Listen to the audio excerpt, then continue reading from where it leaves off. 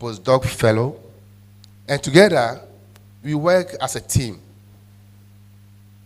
of doctoral students, master level students, to identify African context relevant entrepreneurship and employment challenges. So you can see the breakdown. We have Master of Science students, Master of Philosophy, and PhD students. So in the end, we expected all of these guys to have their research published not in any kind of journal, but high impact journal. So, okay, so yeah, that's the breakdown. So you see, another challenge we face in African higher education is how to get female candidates to apply for research degrees. And so we decided that we were going to be purposeful, positively discriminating in favor of female applicants. And in the end, I think we succeeded in recruiting. Of the 15 PhD students, we recruited 10 females. And you will see in a moment that of the 15 students who have so far completed their doctoral program, all the female students have completed. So I guess we have to give a hand out to our female students. Yeah, to me it was remarkable to see the resilience of these female PhD students. Some of them married with children, but they were able to live to the same standard that we set for everyone. And so I think that was a remarkable success. So of the 15, 10 have graduated this year. 2, I expect them to graduate next year, March. And I think one of the guys, not a female, a guy, drop out. No, I asked him to withdraw. Yeah. Because we try, as I said, we were not going to waste our time on studies that wouldn't make impact and wouldn't publish in high impact journal. We were not interested in that. So if you had a student who was not able to live up to that expectation, even after the first to second year, they were not able to live up to the expectation, our decision was that we don't want to waste more money on you. So we asked them to withdraw. And there are 2 guys, no female included. So, what's that?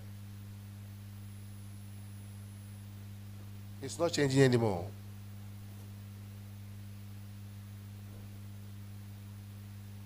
I think there is some, okay. So, in addition to the postgraduate program that we have been running, we also engage practitioner entrepreneurs. As I said earlier, we were interested in people who live on the margins of the African society. So we started looking for women entrepreneurs to see how we could engage them. And so we recruited several of them in Ghana and Kenya, where we took them through a variety of entrepreneurship training programs, particularly technical entrepreneurship skills and what we call auxiliary skills, such as negotiation skills, time management skills, things like communication skills, how to develop internet website for your business, things like that.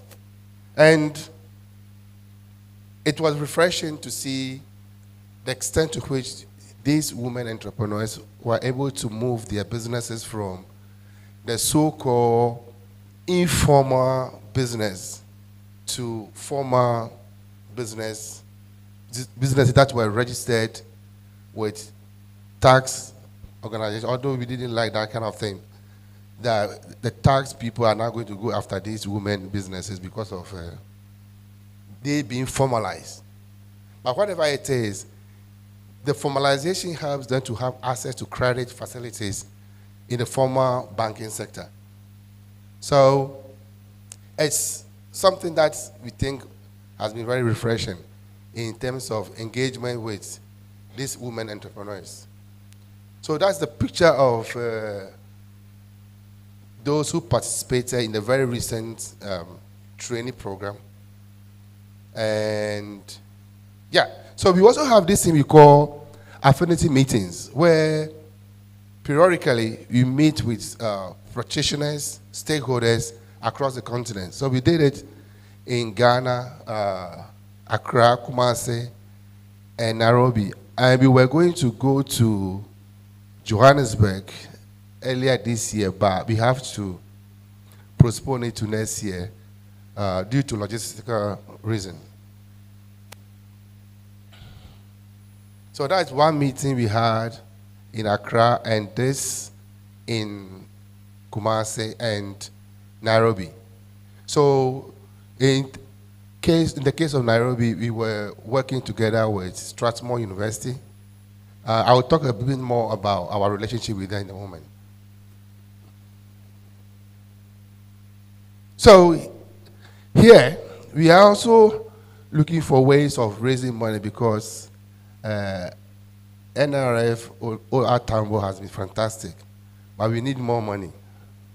So we have been working with University of Pretoria to have access to funding opportunities from Absa Bank, and with that, I think they gave us 11 million rand to run whatever we are doing to expand it to the rest of African continent. So we decided that in the next 3 years, we are going to work in collaboration with University of Pretoria and Strathmore University in Kenya and Kwame Nkrumah University of Science and Technology in Ghana to have the first African Entrepreneurship Index that will continuously track the entrepreneurial activities of businesses and individuals on the continent.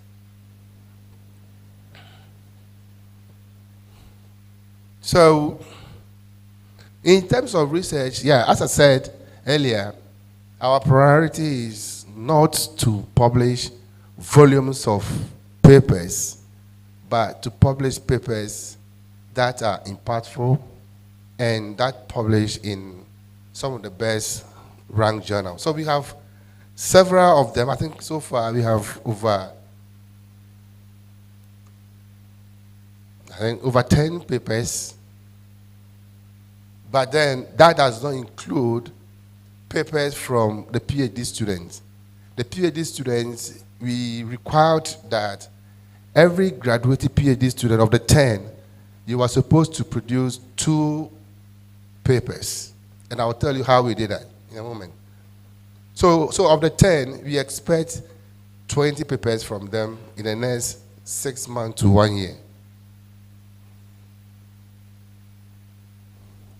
So in terms of the impact of the papers that we have published so far, we ensure that they end up in academic journals that do not have less than 1 impact factor.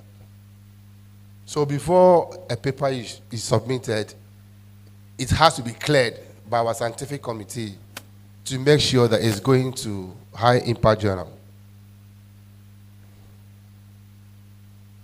So as I was saying earlier, we leverage relationship with several other organizations beyond the NRF to access additional resources. So USAID has been helping us, and as I said earlier, the Absa Bank of South Africa gave us 11 million rand recently for us to start the African Entrepreneurship um, Index project this year. And we have also submitted an application to Canada's Council for Social Science and Humanities for additional funding. And I'll talk about that in a moment.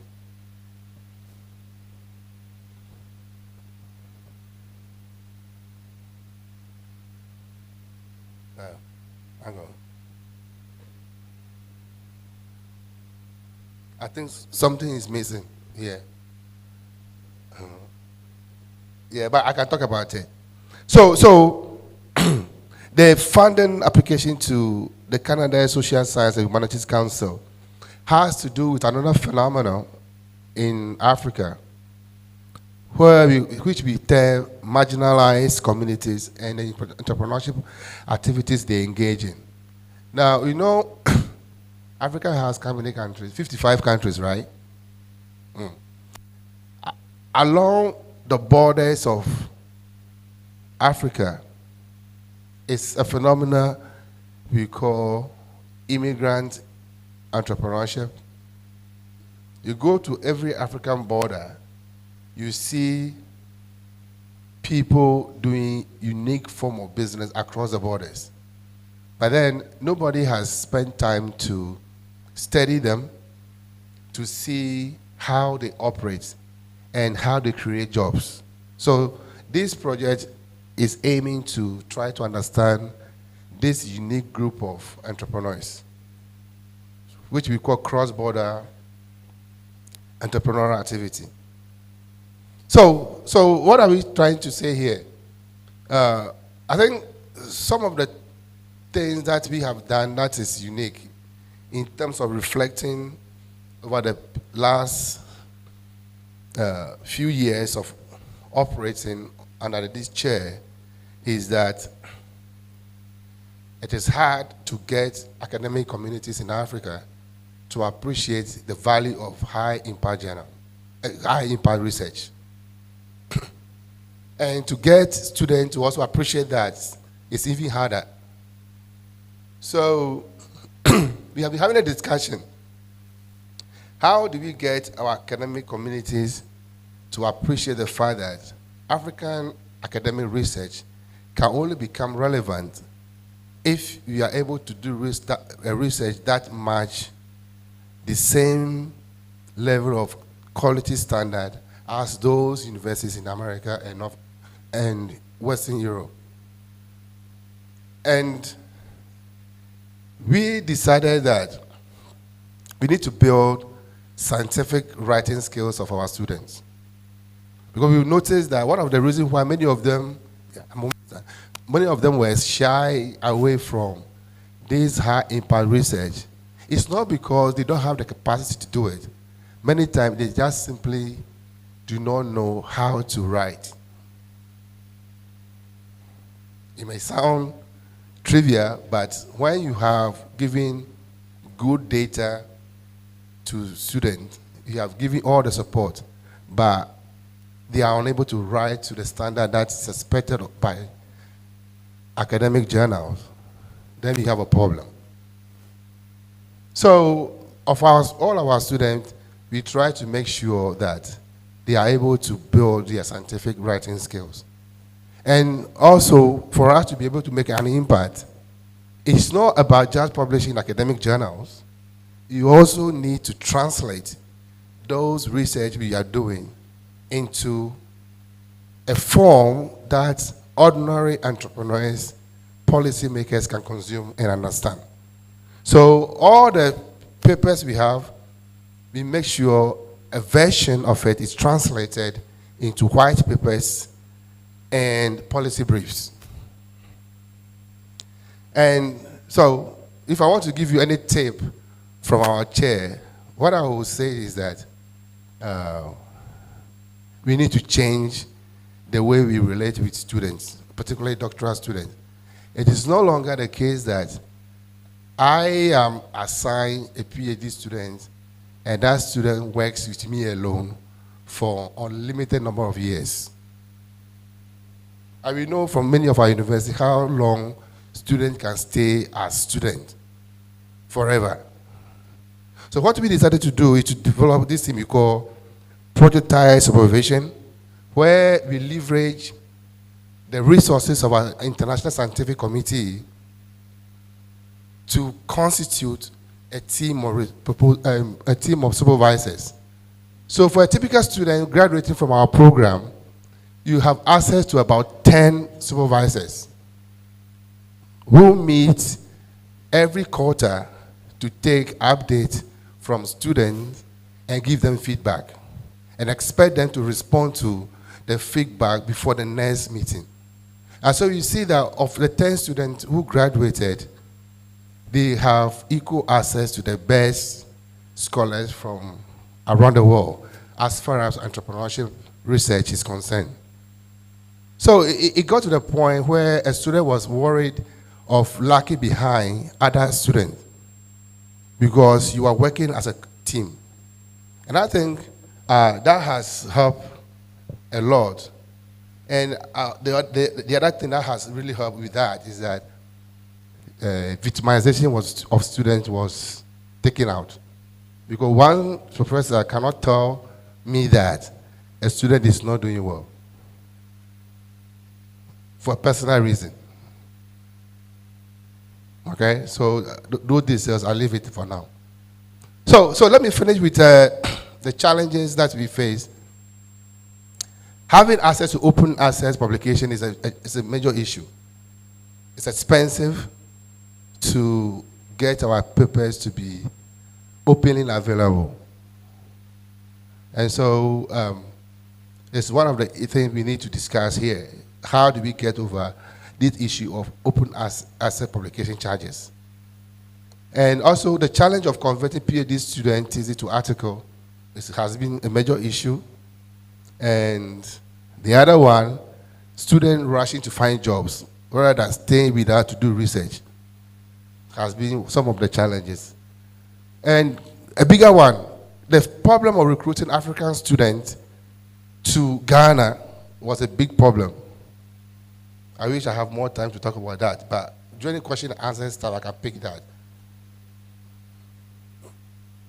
And also the challenge of getting other African scholars to work with us was a big problem. Because the way we operate is we are not interested in you joining us for the fun of joining us, but you've got to contribute and be prepared to work with our scientific committee to publish papers that go to high impact journals. And once you communicate that challenge, you see our African scholars backing out. So it's a challenge that we need to deal with. So for the way forward, we are going to continue training our postgraduate students, engaging in more stakeholder engagement, and looking for additional funding to take on more challenging research questions across the continent.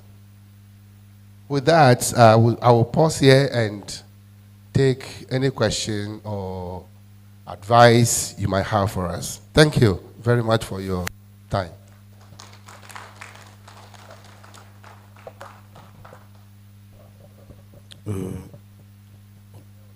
Merci. Merci, vous êtes dans le temps.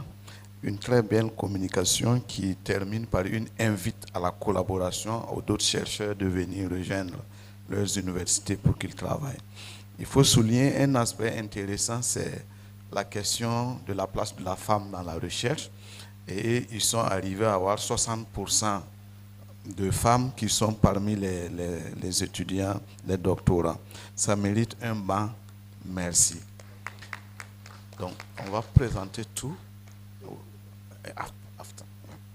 Donc, nous allons inviter professeur Gérald Massinzo.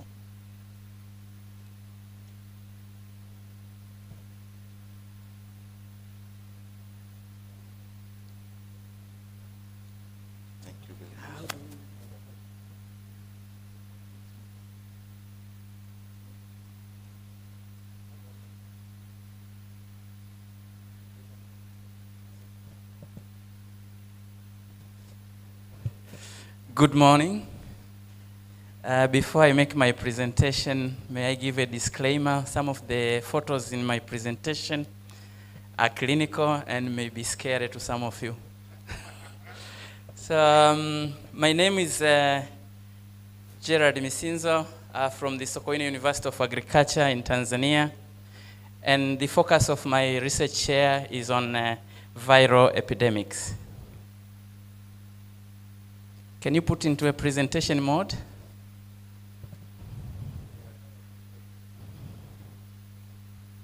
Can you put in a presentation mode?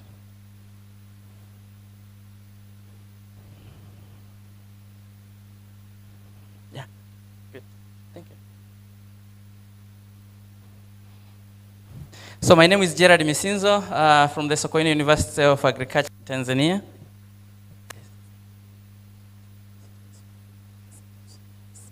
Okay, okay. Because he said he told him that to do later the questions. So advise him. Okay. Colleagues, we're just going to pause a little bit to have questions. There were a number of people in the room that had questions for Professor Bosso. I think we should do that, and then we can request Professor Misinzo to come in. Please, Prof, over back to you. All right, thank you. Yes, sir.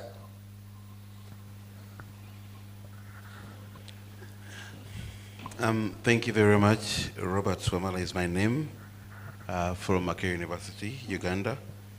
It was interesting hearing your the achievements made with regards to your project, and I was intrigued about three particular things. Okay.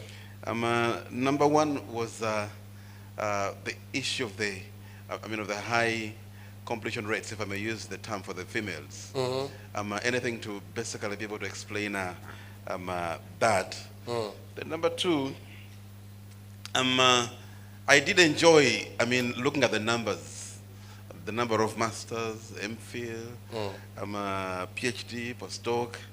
But in your own perspective, I didn't hear much about what they were doing, the research project. So maybe to just tease out that, what would you consider to be the most outstanding of all those projects and why?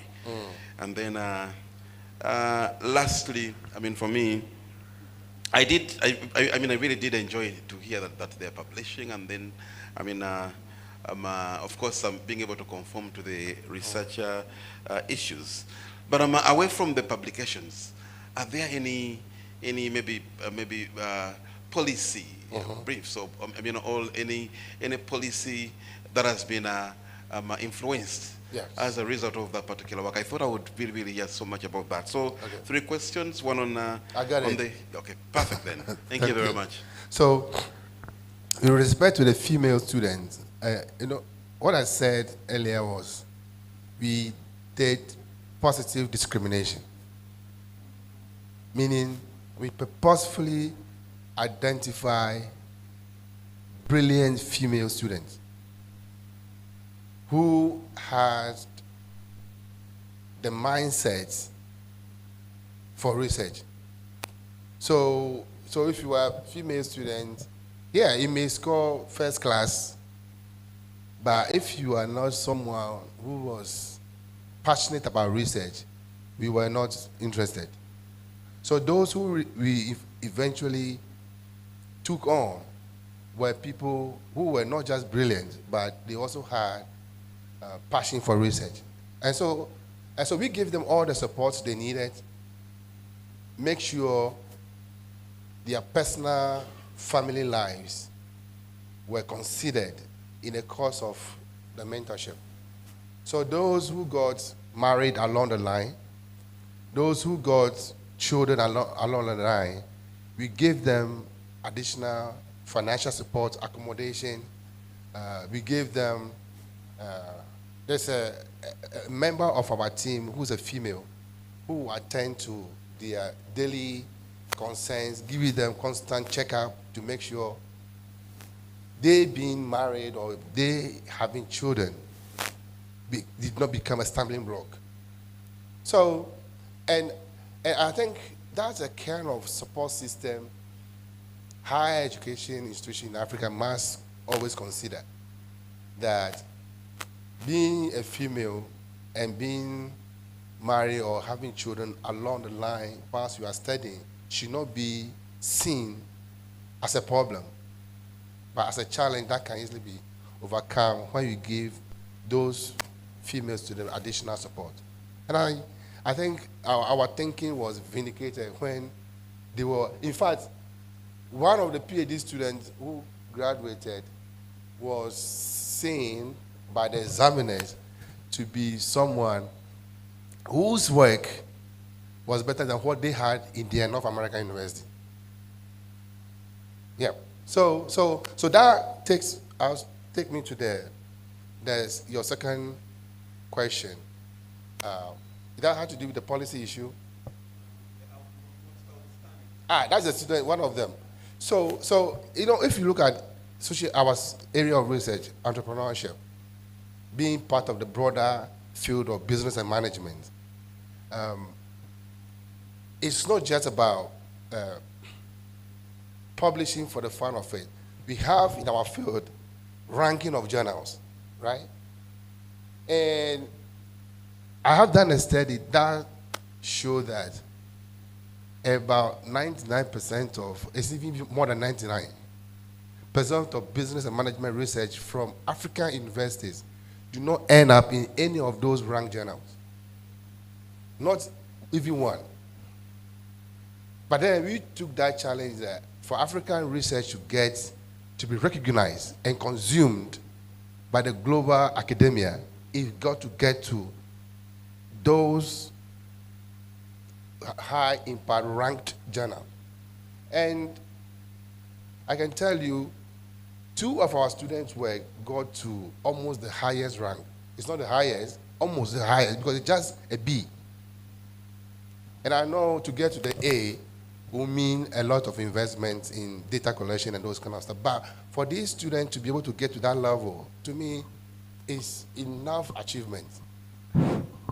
And we celebrate them among us to serve as a motivation for the rest of the student population. And not only the OR Tambo chair students, but the entire university community. And I know professors at our university who know that their aspiration is to get to that level. So for the OR Tambo student to be able to get there, to me, it's something that needs to be celebrated. And the third one, the policy issue. As I said, all the research we publish, we translate them to policy brief. And we normally have these 2 or 3 page policy briefs. Some of them we can share with you that we publish in the newspapers. Some we have workshops where we invite entrepreneurs to come and listen to what we are doing. And my assumption, therefore, is that will subsequently influence the way they operate, right?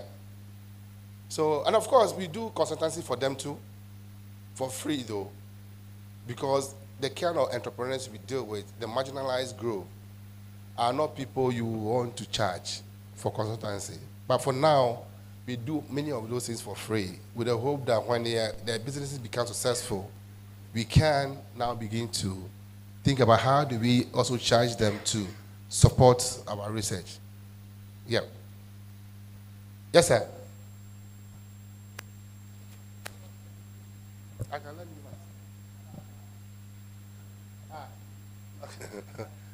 I can let him speak my mic. You have the mic. I have to go on.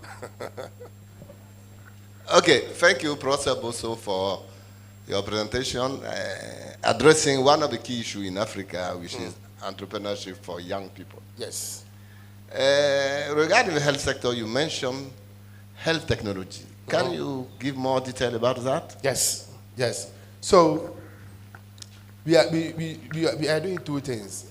We ask our postgraduate students to look for health care challenges in Africa and how technology can play a role to convert those health problems into health care businesses, right? So their job is, what are the challenges we face in the healthcare space, including pharmaceutical supplies? What kind of technology can we think about that could be used to translate those problems into an enterprise? So that's the research side. Now, what about the practitioner side? Could we identify healthcare technology companies across the continent? And I can tell you, we have hundreds and hundreds of them. But the way they operate, healthcare technology enterprises, the way they operate doesn't match up to the international standard, such that they could be able to access global funds to scale up their businesses to the rest of the world. So we ask the question, to what extent are African healthcare technology enterprises able to serve as a leapfrog? You know, I don't know whether you know what I mean by that. As a way of taking technology from Africa to the rest of the world. And that, we found only 3 enterprises that are in the healthcare sector that are doing a fantastic job, to the extent that the technology that they are using in Africa, for example, to deliver blood and medical equipment to the most remote part of Africa is being learned and adopted in other parts of the world, like Latin America. But the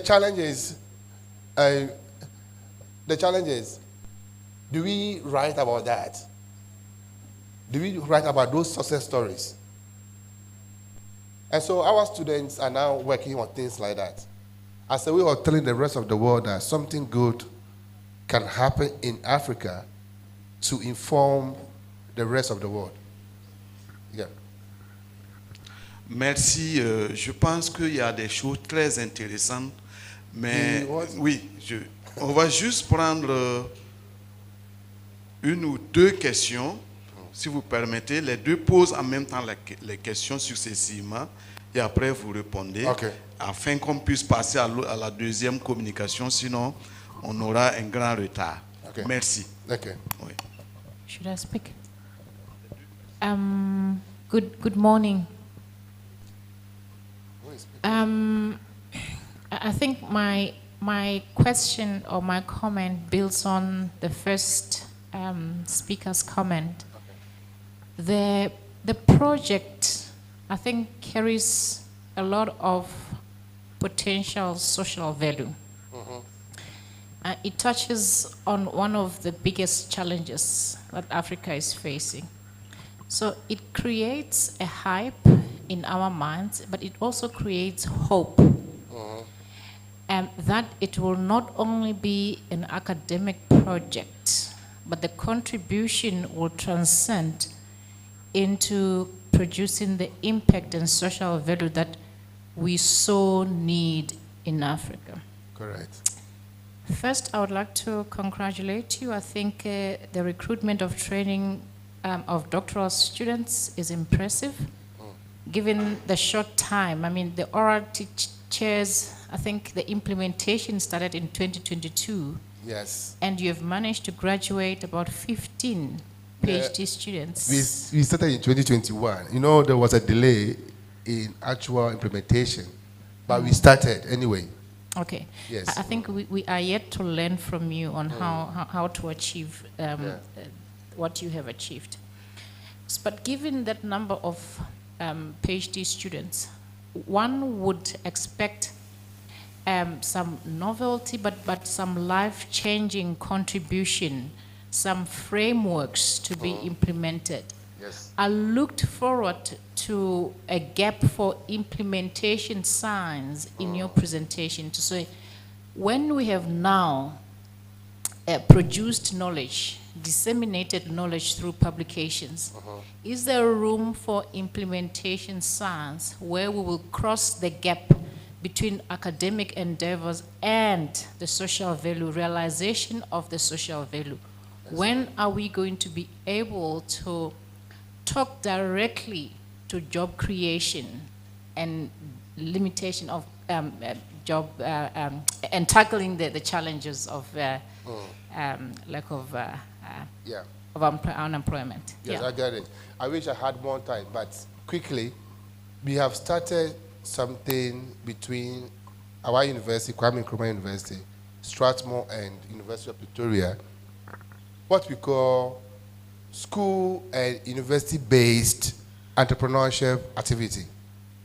So all the research findings we have gotten so far published, we want to translate that into a program. You said framework that schools, high schools, universities can pick up and use to train their students to be able to establish enterprises within the context of Africa.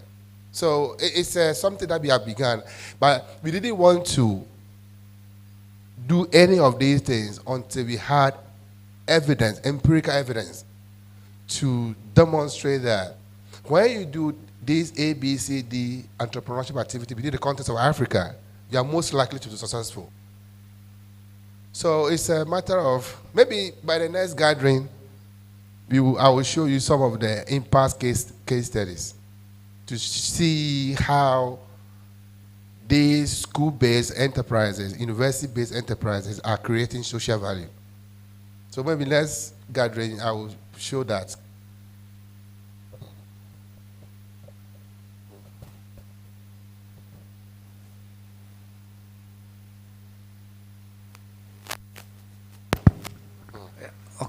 Hello? Yes. My name is Ochieng. I'm from Botswana International University of Science and Technology. I'll be very quick. When we talk about entrepreneurship, the first thing is the research value chain.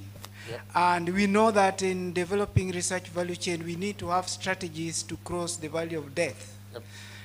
Which separates the science from the commercialization. That's right. Now, there is something that you said which impressed.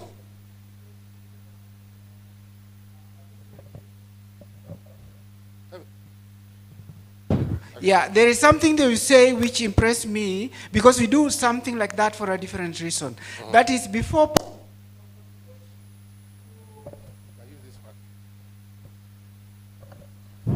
Yeah, before publication, you got a committee that looks at the articles before they are published so that they go to the right journals.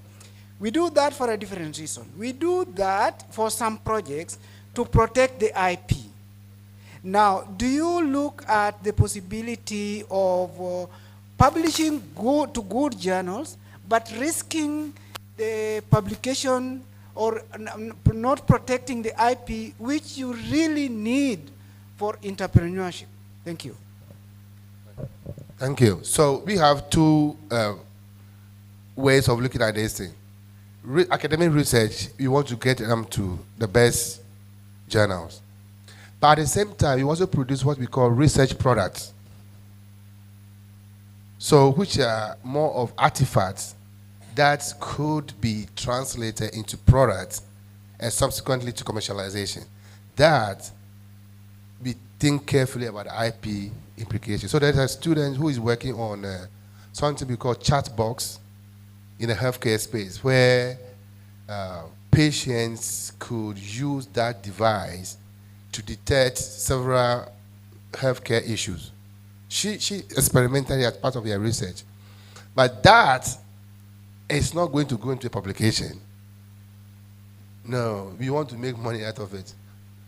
Yeah, so that product, we're making sure that we use our university IP system to make sure by the time it gets validated. So we are doing validation research with a variety of patients. Once it gets validated and we get it to a point where now investors come in, there we make sure we protect that research product.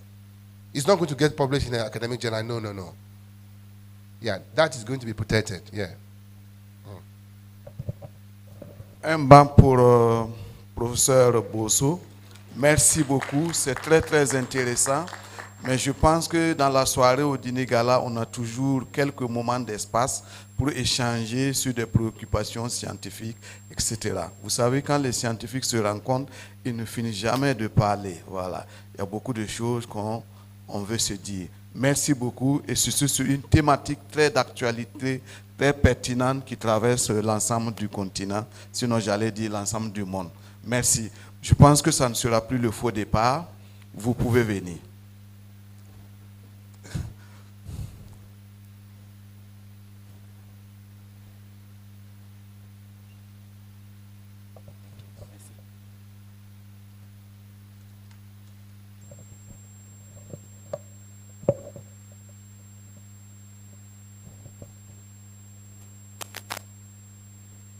Can I have the presentation loaded? Thank you. Good morning, everyone, once again. My name is Gerard Misinzo. I come from the Sokoine University of Agriculture in Tanzania, and the focus of my chair is on viral epidemics.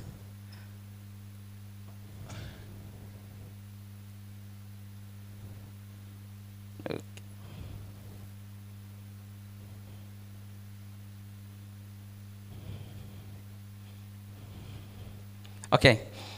Oliver Tambo made several visits to Tanzania, and especially to the Solomon Mahlangu Freedom College, which was housing the freedom fighters. And later on, after the independence of South Africa, this Solomon Mahlangu Freedom College became one of the campuses of our university. In this picture, taken in 1984, Oliver Tambo is along with the pupils and teachers of the Charlotte Maseke Children's Center. And at the time of the visit, he found that the freedom fighters were affected by malaria that led to loss of lives. And he had this to say on the malaria issue.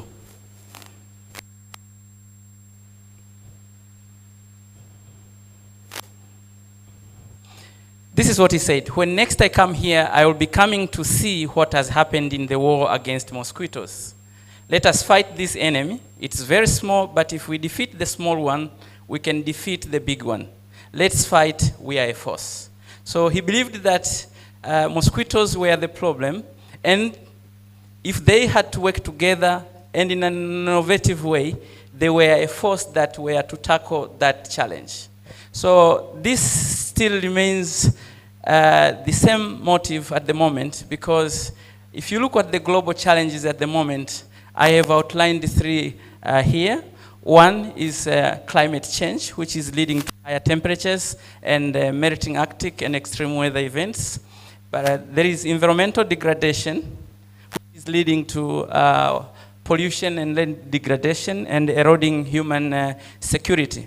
So these challenges at the moment affect different societies in the globe, and the way they respond to these challenges is really determined by the income of those communities. So the unequal exposure to these challenges really creates an imbalance or unequal burdens to these communities. And for example, in sub-Saharan Africa, there is another challenge that is going to face. If you look at the population growth by the year 2100, it's only this region in sub-Saharan Africa that will have a positive population growth compared to other regions of the world. So it's estimated that sub-Saharan Africa is likely to dominate the population growth by the year 2100. If you look at the 1950s and the projection to up to 2050, you see that in 1950s, most people who were living in urban areas were in high income countries. But come 2050, most of the people that will be living in urban areas will be those in the low and middle income countries. So cities like Kinshasa, for example, will have a projected population by 2035 of about 27 million people. So Lagos, Luanda, Dar es Salaam, and Khartoum will have big populations. And so this will bring also a challenge. For example, if you bring a dimension of an infectious disease striking these cities or communities, let's give an example of COVID-19. When COVID-19 started in Wuhan in China, it took no time that each country was affected, including Africa. So there is another dimension. While the world was struggling with COVID-19, Africa was affected differently because, take the example of DRC. At the time there was COVID-19, DRC was already having 4 episodes of Ebola virus disease. They were fighting meningitis, they were fighting measles, etc. And then, and also monkeypox. And by the year 2023, the neighboring countries to DRC, Tanzania, Rwanda, had experienced viral hemorrhagic diseases, including Marburg disease virus. And some of these diseases we are speaking of are not just diseases, but their case fatality ratio is very high, and their clinical manifestation is rather scary. And this is the slide that I wanted to be careful for those who ask. Not willing to watch, maybe you close your eyes. So this is cases of Marburg viral disease. And you see it's a very hemorrhagic disease with a very high case fatality ratio. And the incidences of occurrences of these diseases has increased. For example, in 2023 alone, we had these episodes in Equatorial Guinea, in Tanzania, and at the moment we are speaking, Rwanda is fighting this disease. So if you look at the capacity for Africa to address these infectious diseases, say you look at the capacity to prevent, to detect and respond to these infectious diseases, which is outlined in the Global Health Index, you see that Africa is red color here, so that means there is very minimal capacity to address these infectious diseases. At times, we are not even able to tell what it is. We cannot detect these infectious diseases. For example, when there was the largest epidemic of Ebola in West Africa, that led to the loss of 11,312 lives, which some authors have coined to say these were very unnecessary because it took 3 months for West Africa to be able to tell that it was Ebola. And if you delay to detect it, then you don't have the correct way to respond, and that likely leads to more cost to respond to such an infectious disease outbreak. The data from the International Monetary Fund predicted or projects for COVID-19, it would have taken us 5 years of investment of about $150 billion to be able to respond appropriately to COVID-19 and really reduce within 100 days the spread of COVID-19. But because we delayed, it has costed the world about $13.8 trillion because of the COVID-19. So in other words, it's very easy, or it's better to prevent than to respond. So what are the ways in which to respond? Unfortunately, this is a picture that is taken from Kibera in Nairobi, and you see there are 2 communities here, one in the north and one in the south. And these are separated by a thin border. And it could have been better, or if it was possible to prevent infectious diseases by just building a wall, I think that will be very good. But unfortunately, it's not like that. The north, where most of the technology is, unfortunately, is the place, or the technology is there, but most of the diseases are mainly eliminated or are not there. The technology is not there in the south, and apparently most of the diseases are endemic there. So we need some innovative solutions to work with the north and bring the technology to the south, so that we can have the technology in the south where the disease outbreaks at most of the time start or emerge. So what has the chair done to address this? We've worked with the north to get the most innovative solutions to be able to detect infectious diseases at source within the 7 days after they occur. So what do? We have converted a mobile, a 4x4 car and loaded it with Oxford nanopore sequencers. It has battery chargers, and so these machines can operate and detect infectious diseases, and we are able to move to the communities, and then we can do the primary identification of the infectious disease agents using Oxford nanopore sequences, and really determine what it is in the communities before advanced characterization and sample transportation is done in our labs at the university. And this is an example of our setup, so we can deploy anywhere in the communities, collect, for example, mosquitoes, be able to tell whether these mosquitoes carry viruses such as dengue or chikungunya, etc., or right beside the 4x4 car. So how is this, how have we been able to use such a setup? You remember DRC and Uganda had several incidences of Ebola outbreaks, and in 2022 there was an outbreak of a hemorrhagic disease in the southern part of Tanzania, and because of the incidences of Ebola in DRC and in Uganda, it was presumed that most likely this disease is also caused by Ebola. We also had another hemorrhagic disease in the northwestern part of Tanzania, in the Kagera, and recently now there is another one in Rwanda. So what did we do with the hemorrhagic disease in the southern part of Tanzania, which was proved not to be a viral hemorrhagic fever? So we used our Oxford nanopore sequencer, and we put in the samples from the victims, and then through next generation sequencing, we were quickly able to identify within 24 hours that this was not caused by a virus, but it was a bacterial pathogen, Leptospira bogue-petersen of the Serova hadrobovis. So this was a leptospirosis outbreak. So you see the use of next generation sequencing in identifying the pathogens at source. And if you look at the phylogenetic tree here, we have a sample from the humans that succumbed to the disease, but also we have samples, sequences that we recovered from cattle that was consumed from the people who succumbed to the disease. And we were able to see the same pathogen that is found in people was found in cattle, and this led to the conclusion that the infection of Leptospira came from the consumption of cattle.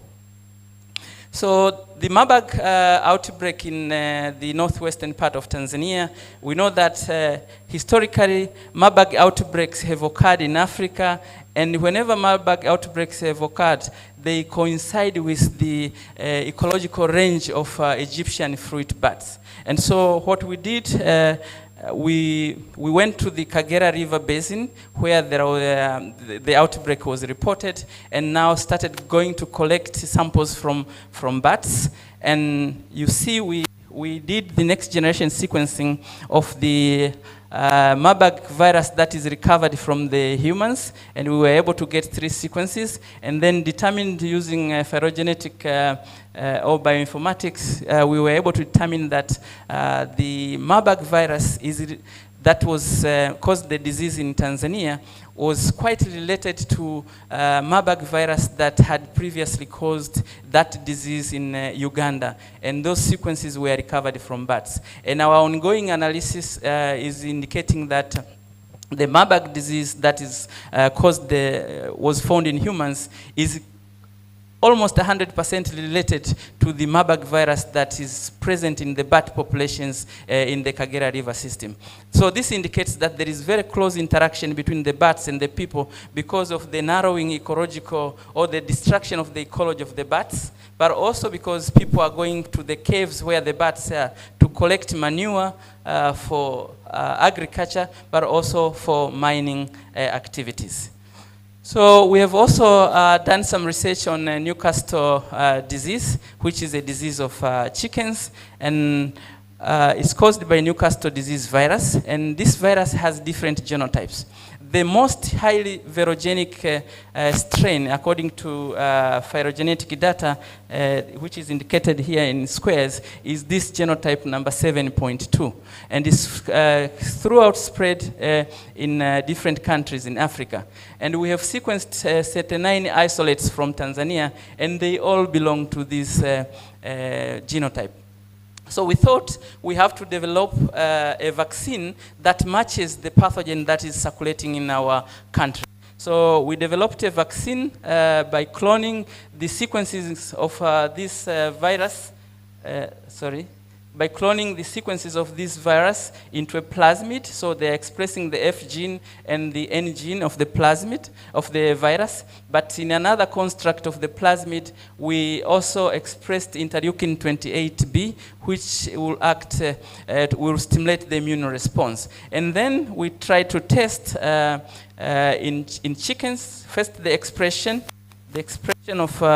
of the viral proteins in viral cells, and we saw that the proteins were being expressed, and tried to determine which route was most appropriate for the vaccination of the chickens. And we found out from this initial experiment that the intramuscular route worked better.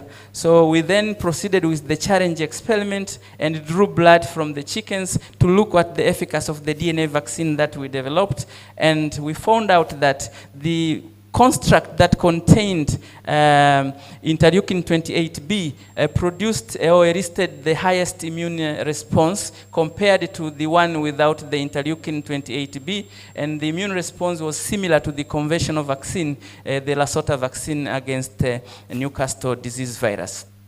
And if you look at the Kaplan-Meier survival graph, so after the challenge experiment, you fall on the mortality or the survival rate of the chickens that are challenged with the virulent virus. And you see this is the control here, where you have very quick mortality, so less survival. But the plasmid or the DNA vaccine with the interleukin has the highest survival, followed with the one without the interleukin, and then the conventional vaccine, which is the Lasota vaccine. So the conclusion here is that the DNA vaccine that we developed was superior to the conventional vaccines that we were using in the country.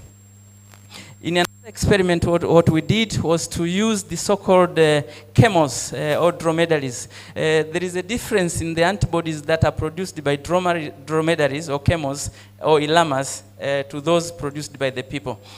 Camels produce only heavy chain antibodies, and these are considered to be small with very high affinity. So we tried to use the camels and llamas to develop nanobodies against a virus of sheep and goats. It's called Peste de Petit Ruminant. It's a French name. And so we injected PPR virus into llamas and then developed through this process the nanobodies. And we were able to recover 3 nanobodies that recognize PPR. And these have very great potential for use in therapeutic against these viral infections or diagnostic kits development. And the moment we are in discussion with Toka Bio in South Africa to be able to upscale this and develop lateral flow devices for the diagnosis of this disease in sheep and goats. The other research we conducted is on African swine fever. We wanted to map the epidemiology of African swine fever virus in the country and in the region. And we worked with the Roslin Institute and developed the so-called tiled amplicon sequencing so that we cover the complete genome of African swine fever, which is very big, about 180 kb. So in these experiments, we were able to sequence different African swine fever virus genomes, including genotype 2, genotype 9, genotype 10, and genotype 15. And genotype 15 was the first African swine fever belonging to that genotype that we were able to sequence. So it was the first report of a complete genome sequence of African swine fever genotype 15. We also used the same methodology to follow up the outbreaks of African swine fever in Tanzania over the years, and you can see that since the introduction of a very highly virulent genotype called genotype 2, which later on has spread to China and Europe. You see here, the introduction was in southern western of Tanzania, and we have seen that the spread of the virus followed the major tarmac ways to Dar es Salaam, and then it went to the northern western part of Tanzania, and we have described the first genotype 2 occurrence in Rwanda. And so we have advised governments in the region to be careful with this virulent genotype, because if we are not careful, it will spread to other neighboring countries. And we have worked with FAO to implement biosecurity biosecurity measures to contain the spread of African swine fever virus in the country. So in terms of knowledge and impact, you can see here the effect of the chair since 2021-2022. The number of publications that we have authored has increased, and also the number of citations has increased, and we publish in journals that are indexed in PubMed. So for over the span of 3 years, we have published more than about 40 publications. In terms of training and mentoring, we have recruited students from across Africa, from countries, Lusophone countries, Anglophone countries, and Anglophone countries. So these students from Ivory Coast, from Nigeria, from South Sudan, etc. And so overall we have 10 PhD students and 1 MSc students, a postdoc from Rwanda, and a research assistant from Tanzania. All these are supervised by a group of supervisors, and we co-supervise them with professors from Virginia Tech, University of Pretoria, the Korea Institute of Science and Technology, IRIR in Nairobi, Ghent University, and the University of Sao Paulo in Brazil. So in terms of collaboration and interdisciplinary work, we work closely with the NICD in South Africa and the Korea National Institute of Health for our work on special pathogens such as Marburg. And we do work with the Pulbright Institute and Ghent University for viral genomics. We work with Hester Biosciences as an industry partner and TokaBio, but also for nanobodies development, we work with the Free University of Brussels in Belgium. And in terms of inputting students to the program, we work with the Regional Scholarship and Innovation Fund of PASET, which is an initiative led by African governments.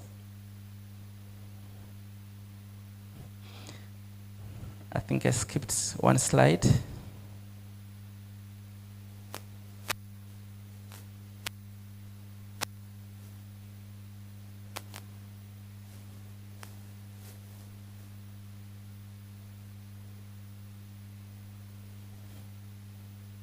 I think it's the same effect of yesterday. There is a slide that is missing, but I think it was on the same to you? Okay, sorry. So anyway, there was I think a slide on challenges. What do I say as the challenges? One, there is a slide that's mentioning that one of the challenges, I don't see the synergy between the South African research chairs and the Oliver Tambo research chairs. So I think it will be good. Yeah, this one.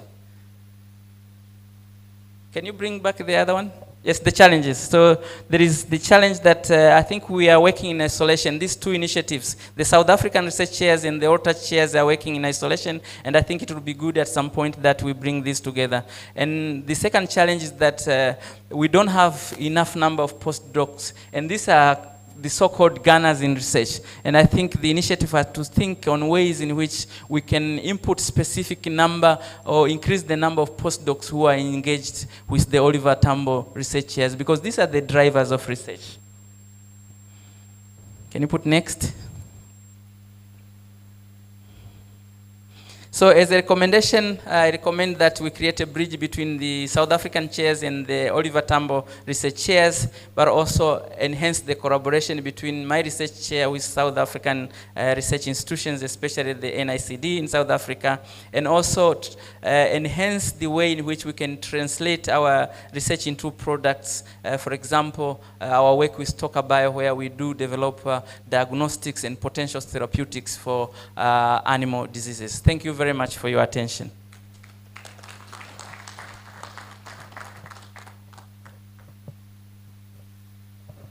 Merci de nous avoir fait gagner 3 minutes, parce que déjà on est en retard. On va prendre 3-4 questions, et afin de permettre au dernier communicant de pouvoir passer tranquillement.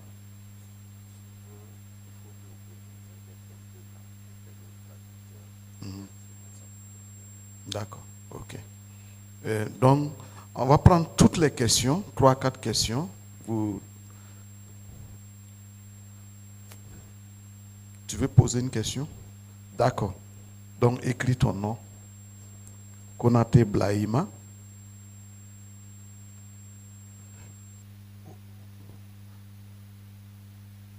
Now it's the time to ask a question. Okay. Your name, please? Martin Kongol. Another, a woman, please.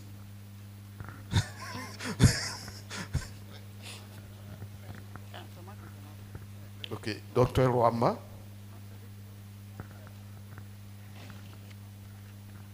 Okay, thank you. It's the first live. Perhaps we can have a additional. Okay, you can speak slow.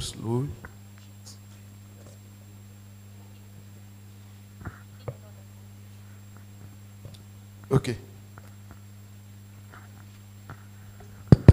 Donc, merci. Sinon, je me nomme Konaté Ibrahima, je suis sociologue au CNRST. Et vous avez présenté beaucoup de technologies permettant de surveiller les épidémies et en tout cas d'intervenir à temps. Maintenant, quel est le rôle des communautés dans la surveillance de ces épidémies? Comment vous impliquez les communautés pour pouvoir en tout cas utiliser ou pour pouvoir collaborer dans la surveillance de ces épidémiologies et également dans la détection de ces épidémies, ainsi de suite? Parce que je pense que ces communautés doivent jouer un très grand rôle dans la surveillance de ces épidémies, même s'il y a de la technologie à offrir, de la technologie à pouvoir en tout cas donner une réponse. Mais pour que ces réponses soient efficaces, la communauté, quel est son rôle à jouer? Comment vous impliquez ces communautés, ainsi de suite? Merci.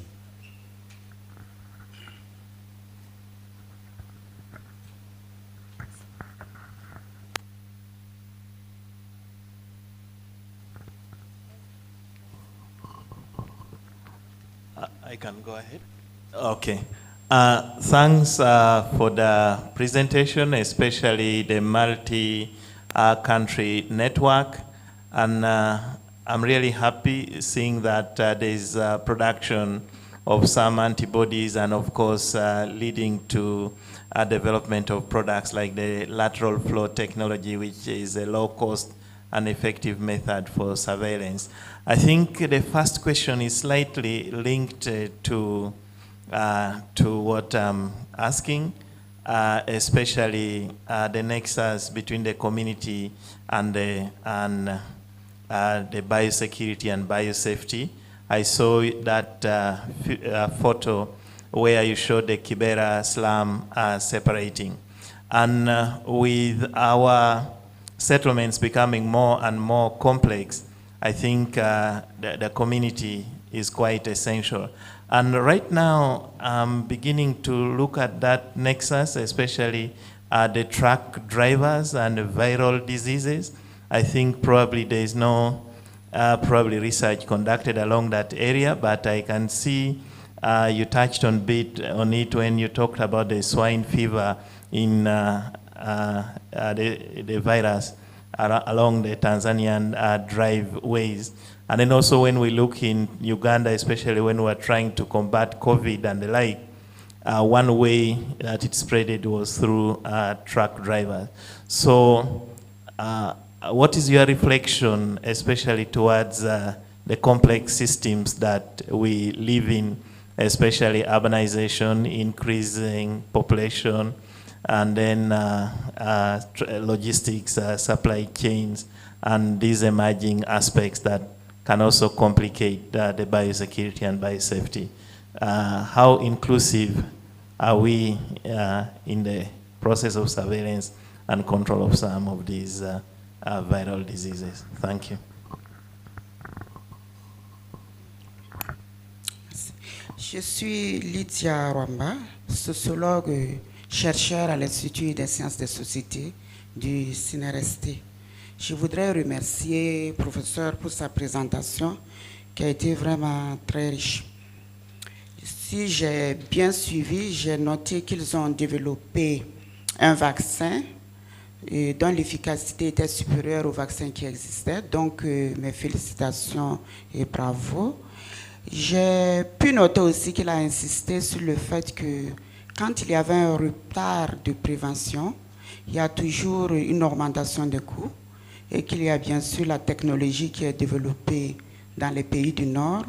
Donc il y a moins d'épidémies là-bas et que l'un des challenges ou les challenges, c'était qu'on puisse développer la technologie dans les pays du Sud. Mais je voudrais donc que les pays du Sud aient bien sûr la capacité de prévenir et d'anticiper. Mais je voudrais que, à moins que ça m'ait échappé, je voudrais qu'il revienne un peu sur la COVID-19. Parce qu'il a insisté sur le fait qu'au niveau de la Chine, la maladie s'est beaucoup propagée. Mais il a eu à dire qu'au niveau de l'Afrique, la maladie s'est installée autrement. Le autrement, elle n'a pas précisé. Parce que ce que j'ai pu observer, à moins que les chiffres m'aient échappé, ce qu'on avait prédit pour l'Afrique, l'hécatombe, là, on n'a pas vu ça. Nous avons même vu, on dirait que c'est même ceux qui avaient la technologie qui ont été plus affectés que l'Afrique, que nos pays africains. Donc moi, je voudrais quand même qu'il revienne là-bas quand il dit que ça a été affecté autrement. Ça veut dire comment? Et je ne sais pas si c'est une impression. Pourquoi nous n'avons pas été autant attaqués que dans les pays qui disposent vraiment de la technologie? J'ai aimé quelqu'un qui disait que ceux qui sont morts au Burkina, c'est ceux qui sont allés vers les pays du Nord pour se soigner. Ceux qui sont restés se soigner avec la médecine traditionnelle au Burkina ici s'en sont sortis. Et que nous avions même le soleil qui nous aidait. Je vous remercie.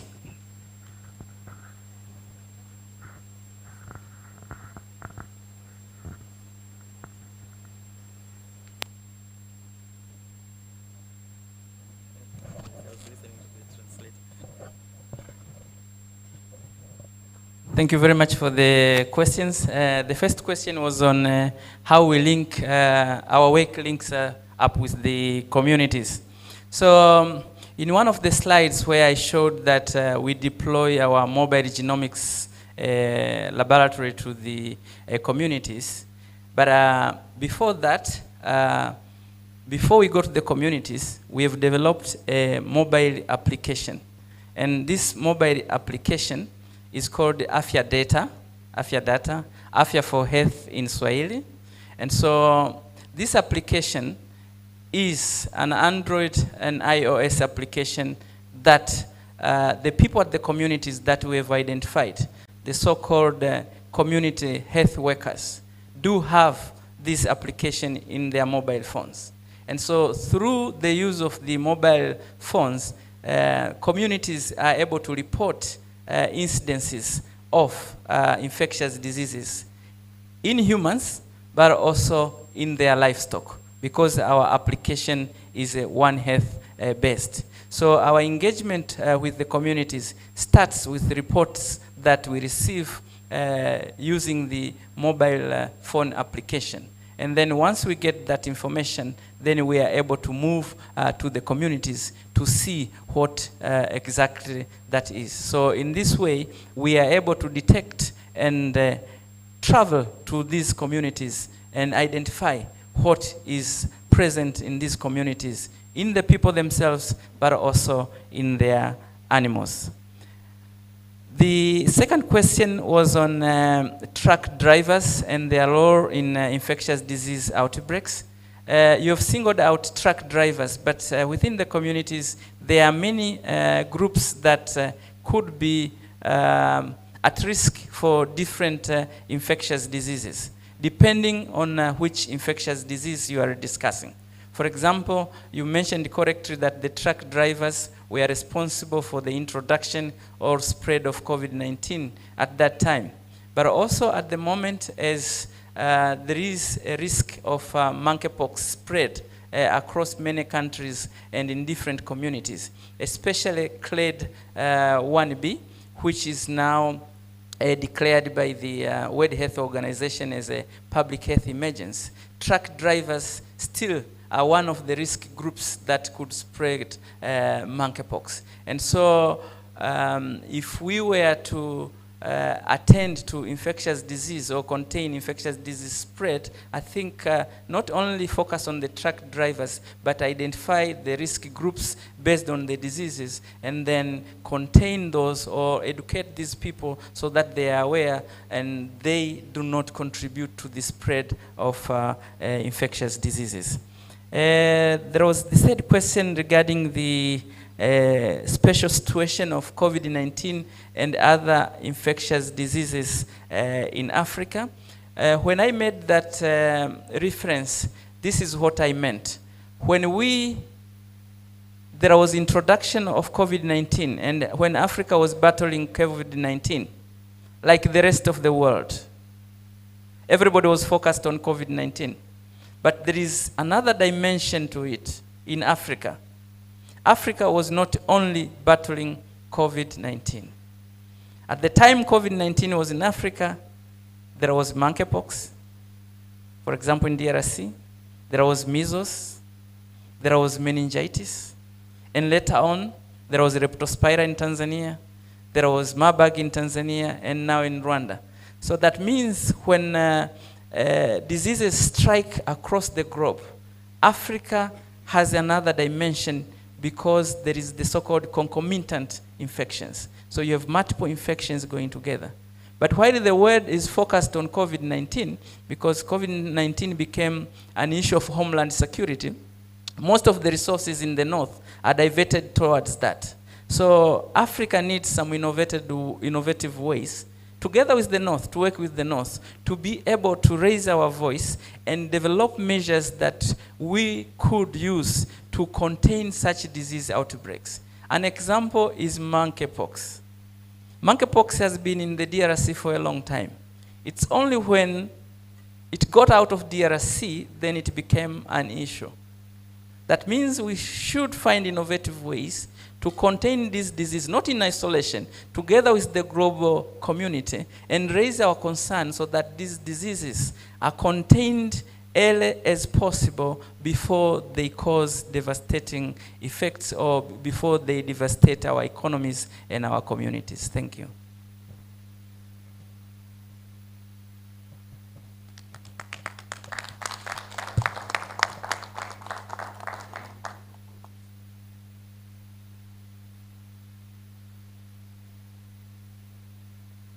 Merci aux intervenants, merci beaucoup sur des sujets très intéressants, la question de l'épidémie, la gestion des épidémies en Afrique.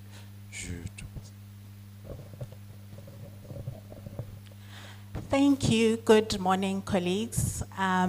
My name is Promise Shabangu, and my duty here today is very simple. I won't take much of your time. For the Ortarchi chairs, you know our journey began back in 2020 when we awarded the chair, and it has been a journey. Right at the beginning, we lost one of the chairs that was awarded to Makerere University, Prof. Noble Banada, who unfortunately succumbed to COVID-19. Can we take a moment of silence in his memory?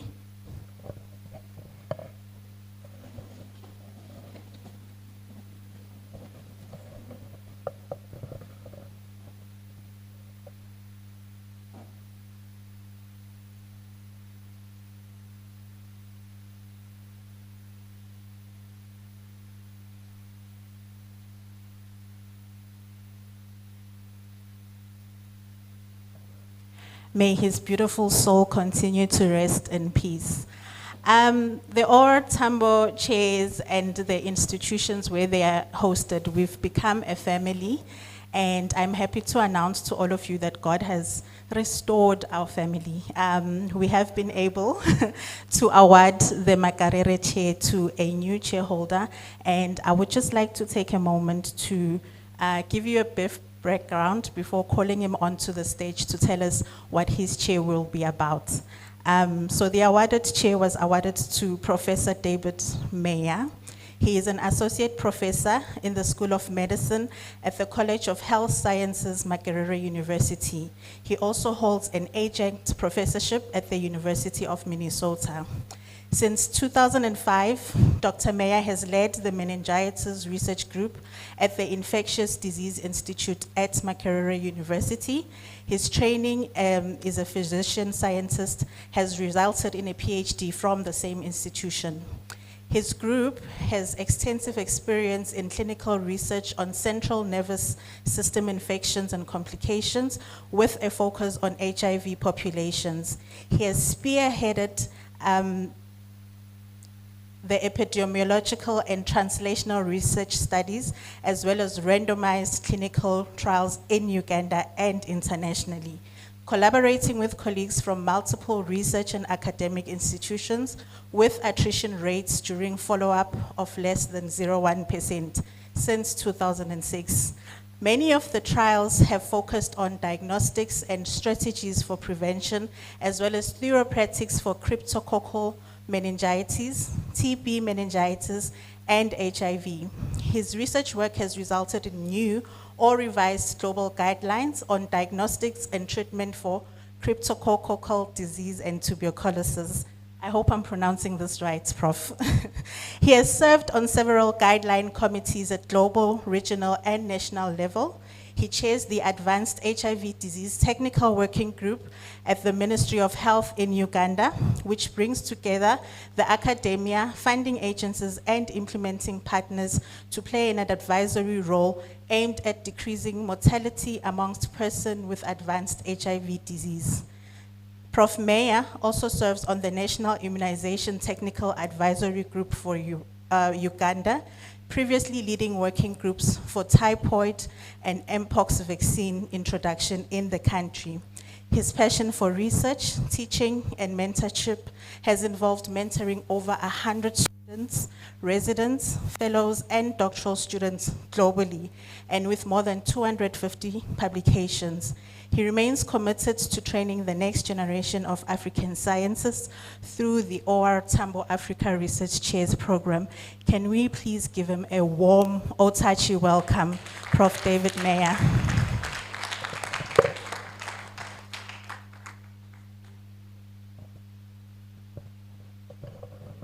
Thank you, Promise. I'm sure, as all of you know, she's been very supportive, and not just you, but certainly Dorothy and everybody at NRF.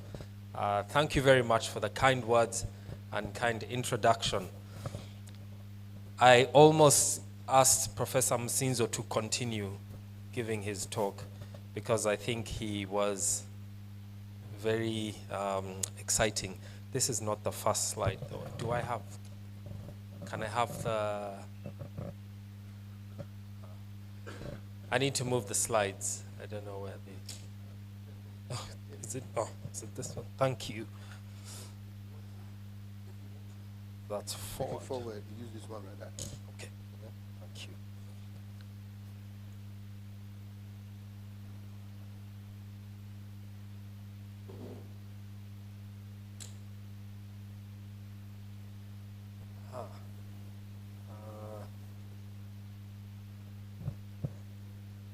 Feels like you need to do a PhD in using this clicker. I'll try and get to the first slide. I don't know. That's okay. Yes, here we are. So good morning, everyone. I am the last born in my family, and I almost feel like this is happening again in the Ortarchi family.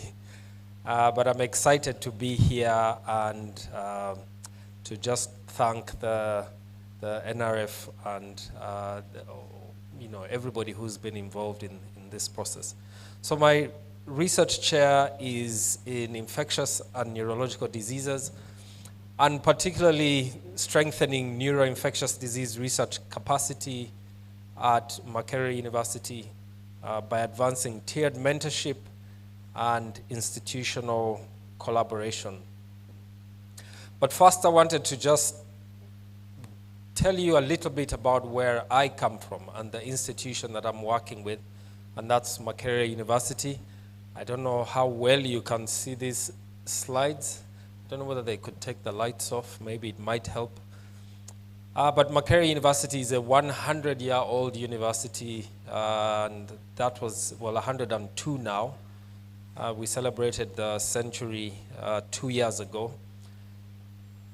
We have about 30,000 students, and about 45% of those are female. And just to highlight the number of research centers and institutions, about close to 70, which continues to expand. And just looking at the number of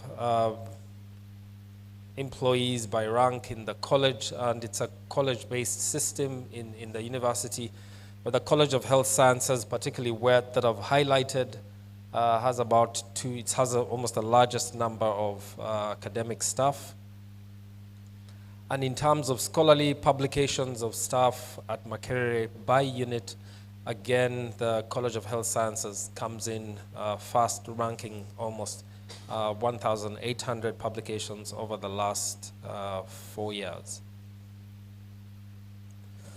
In terms of partnerships, this figure just highlights the regions and countries in the world where we have existing partnerships. And I know that we need to fill in some of the gaps in Africa with more partnerships, if you look at that. And we need to start looking for partners in South America and perhaps Greenland as well. And this just highlights the number of memoranda of understanding by unit. And again, the College of Health Sciences has quite a number of partnerships established over the last couple of years.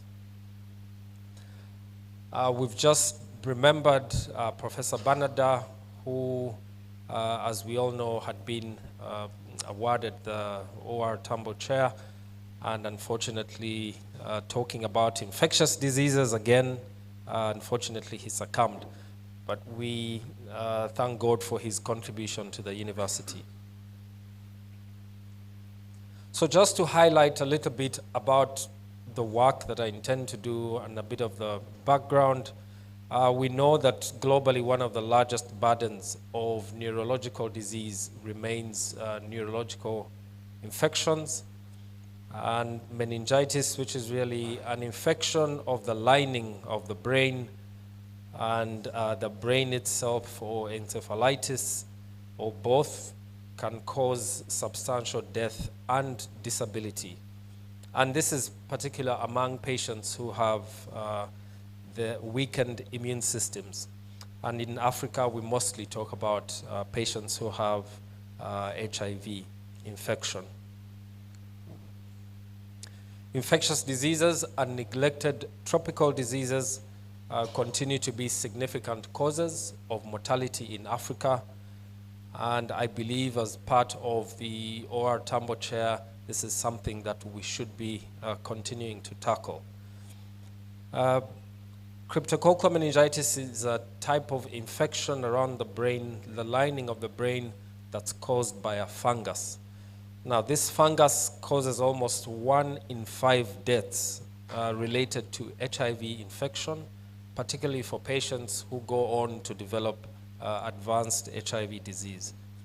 And then we know TB, that's fairly common, particularly in areas in Africa, and it can also spread to become TB meningitis, and it's the deadliest form of TB. It accounts for a disproportionate burden of TB mortality, with almost 50 to 60% of patients who have it succumbing to the disease.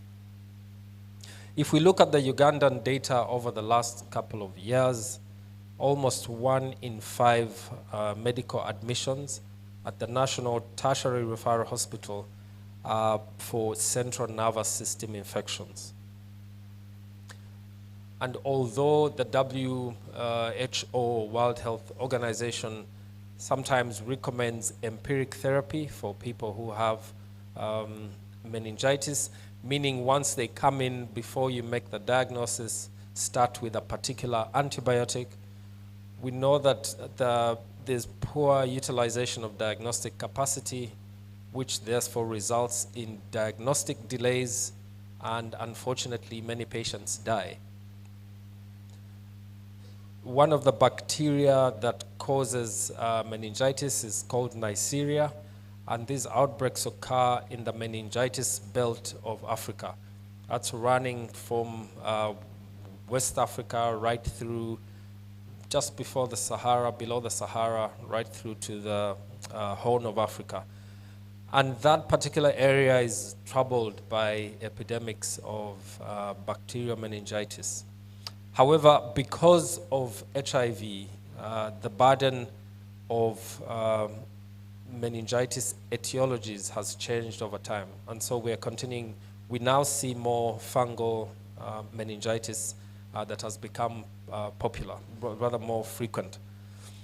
Africa continues to have these emerging outbreaks, and I know the previous speaker already highlighted some of these, and there's antimicrobial drug resistance and infectious diseases which are becoming more complex to treat. And so I believe we need to provide African solutions to these, or at least African-oriented solutions to these health challenges. And one of those particular areas is going to have to be through investment in research excellence. And one other important area that we need to work on, this is just based on data from my own university, suggesting that 1 in 5 of students who undertake Masters of Medicine or Masters of Science will usually end up publishing their research. And only 4% of those publications are cited in policy-related documents. I think somebody was talking about policy briefs, which I believe we haven't been doing a very good job of, and I'm glad that somebody is leading the way to make this a requirement. And so because of these facts, what I applied for essentially is summarized in this figure. The program overview is essentially to have a research program that's ongoing, and that's the research program I've highlighted a bit on, but we'll also highlight a little more on in the next couple of slides. And tiered to that program is will be student trainees, and so Masters of Medicine or Masters of Science, but we'll also plan to have postgraduate and PhD fellows. At the same time, we plan towards the middle of the fellowship, hopefully to initiate an infectious diseases fellowship. Now, part of, although it might sound like a more clinical-oriented training platform, we know that it's one way of getting clinicians who graduate from their master's programs to eventually become good clinicians, but also have the important aspect of research training. All of this will obviously have to be tied in with a good mentorship program. And part of what we are proposing is to have a tiered mentorship program. And I'll highlight what I mean in the next couple of slides. So we aim to harness this existing research program on neuroinfections at the Infectious Diseases Institute. We aim to develop human capital at Makerere through supporting selected trainees to obtain their Masters of Medicine or Masters of Science, their doctoral degrees, or have a one-year mentored research training program as postgraduate and postdoctoral research fellows. We hope to increase capacity to conduct research in neuroinfectious diseases, but there will be components of multidisciplinary training in immunology, epidemiology, biostatistics, pharmacology, quality improvement, and clinical trials as well. Although we anticipate that these research trainees will explore and pursue research questions within the existing research infrastructure on neuroinfections, we will certainly support those who would like to pursue research questions in other areas particularly around neuro or infectious diseases, to pursue those options.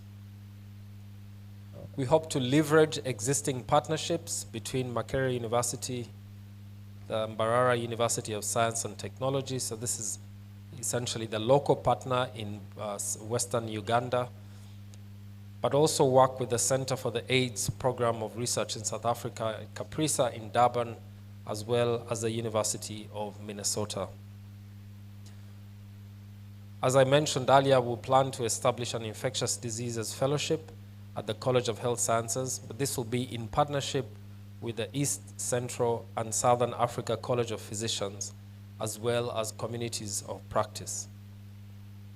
The training and retaining of a cadre of African physicians will hopefully contribute to Africa's knowledge economy for prevention, therapy, and research on infectious and neurological diseases. But that will happen after they've undergone rigorous catalytic research skills training. Not sure why this is. Okay.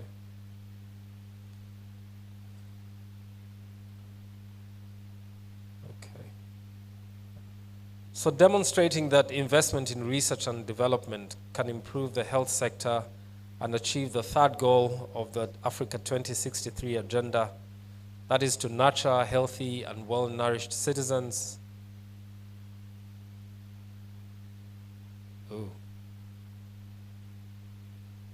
As well as thinking about the,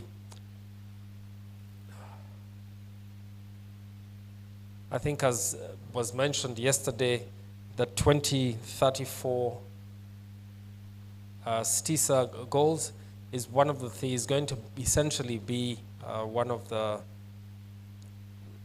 things that we aim to do. In terms of the numbers, we plan to target about 8 to 10 master's students, 4 to 6 PhD fellows, and about 8 to 10 recently graduating medical postgraduates. And we believe that these will be individuals who are at an opportune career stage on their path to pursue infectious disease-related research rather than defaulting to purely clinical pathways. And there's nothing wrong with purely clinical pathways, but we certainly know that Africa needs people who are doing research, and we need to improve our knowledge economy. We need to find solutions. So this program will also target improvement of research mentorship via a tiered mentorship system. And we know that many times when people complete their training, they do not necessarily contribute to building the next generation. And so we're planning to have a mechanism where those who complete their PhDs as postdocs remain in positions where they can mentor those who are currently doing their PhDs, and that those who are doing their PhDs can continue to provide mentorship for those who are doing their master's programs.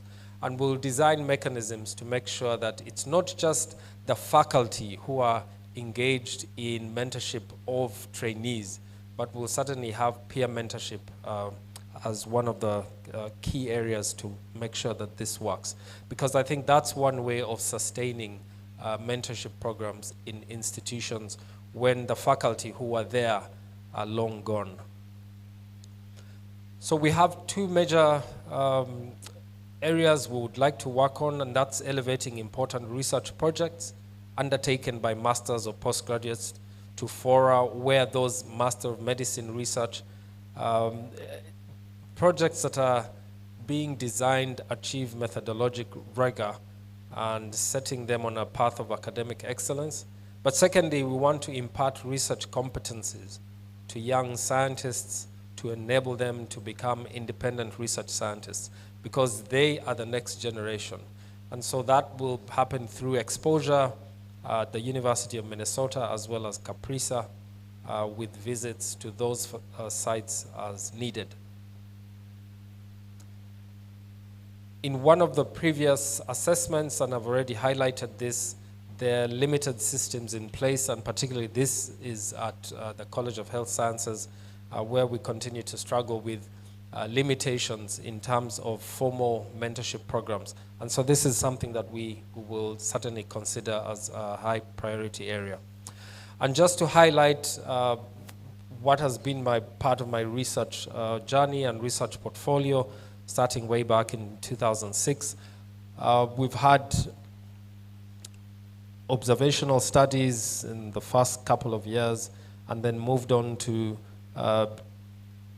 lead a phase 3 clinical trial, a phase 4 strategic clinical trial that was funded by the National Institutes of Health, that developed, that was looking at the timing, the question of timing of antiretroviral therapy for patients who had this fungal meningitis.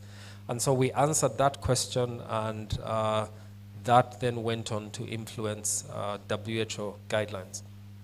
We've also had notable studies that have influenced WHO guidelines, particularly focusing on how to manage patients with this fungal meningitis. There have been other studies since then, phase 2 trials, diagnostic studies, and basically looking at diagnostics for TB, and one of the studies that we conducted led to WHO recommending the expert MTB Reef Ultra as the diagnostic of choice for TB meningitis. I will not highlight most of these others as we can't quite see them.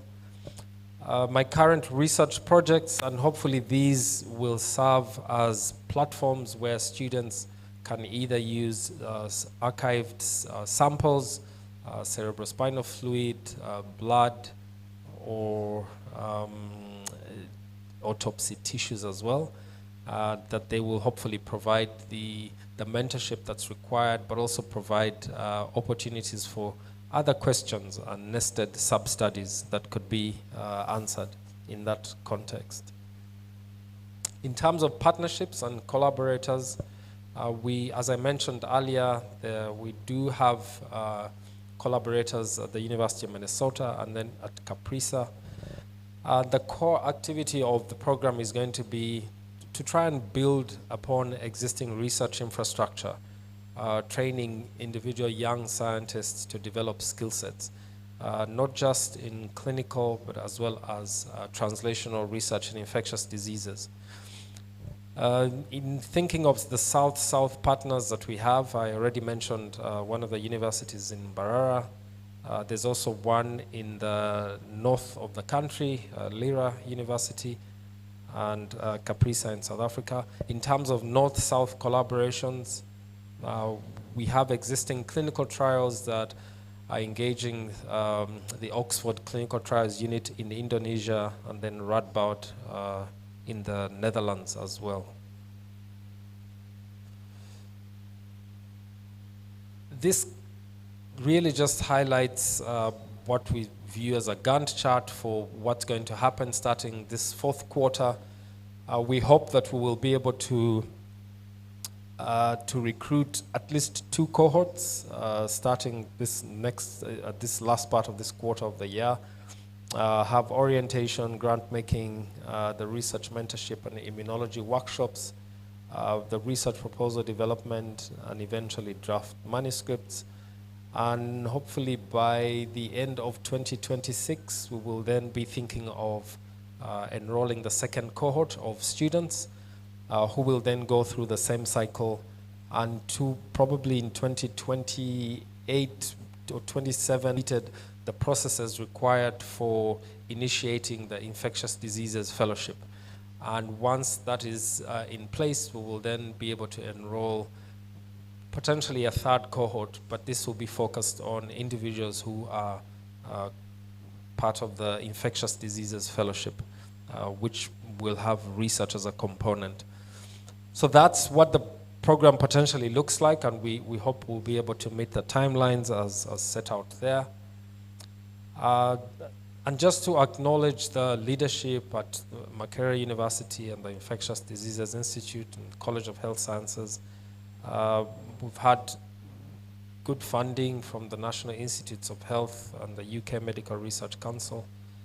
and current collaborators as well. And of course, because this is disease-driven research, the study participants who agree to participate in the work that we do.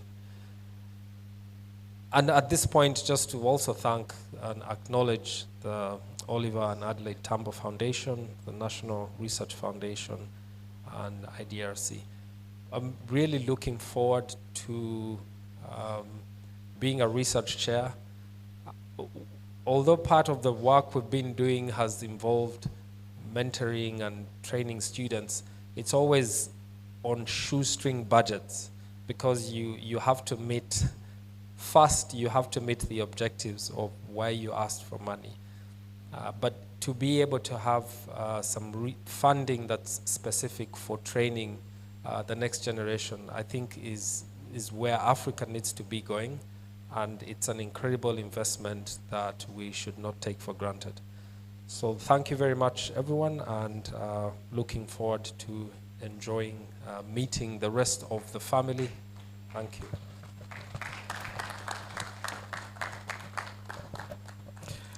Thank you, Professeur Meya. Il est l'heure de poser des questions. Nous allons prendre successivement ceux qui veulent poser des questions. 3 à 4 questions, parce que nous devrait être l'heure de la pause café, alors que nous n'avons pas encore fini les discussions qui suivent.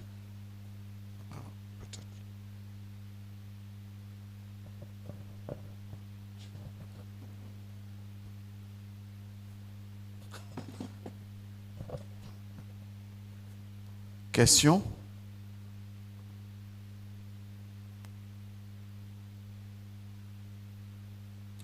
Bon, c'était suffisamment clair pour tout le monde.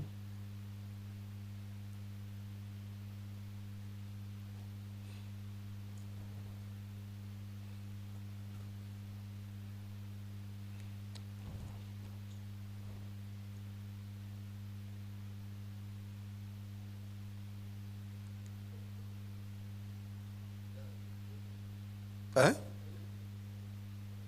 Voilà.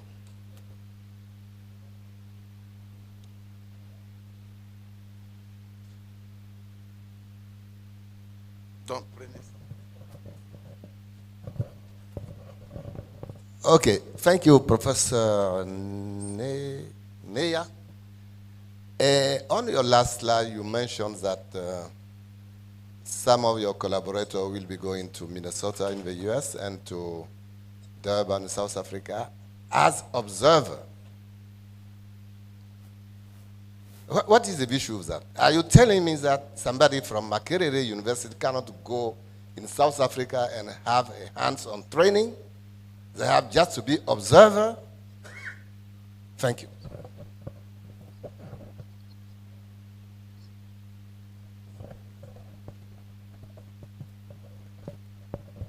Thank you. My specific reference was to clinicians who would be spending some time, for example, on a ward, because they would require their specific regulatory requirements and licensing that may not happen within the time frame that they have. So for the lab, they will definitely have to do hands-on, but in some places for the clinical seeing patients or treating patients, I think that may not necessarily be possible during that short time that they're there. So it's mostly around having to treat people in another country where they may participate initially as observers. I don't know whether that answers the question.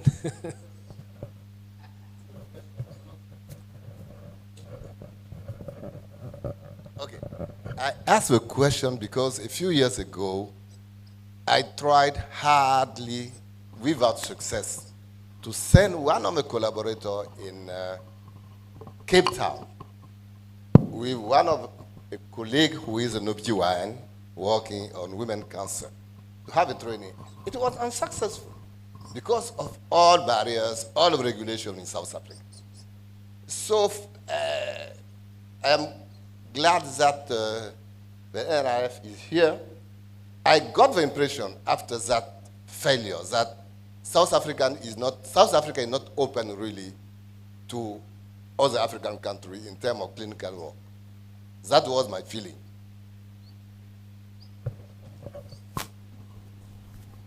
Dorothy, over to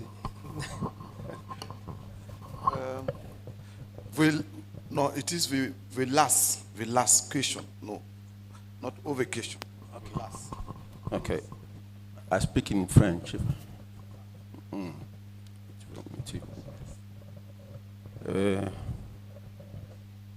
Merci, professeur Meya, pour la présentation. Je vais poser une question qui pourrait sembler être une question à polémique, une question controversiale, qui peut concerner le professeur Meya ainsi que le professeur Msinzo. Nous parlons des maladies en Afrique. Nous développons des mécanismes de surveillance de ces maladies.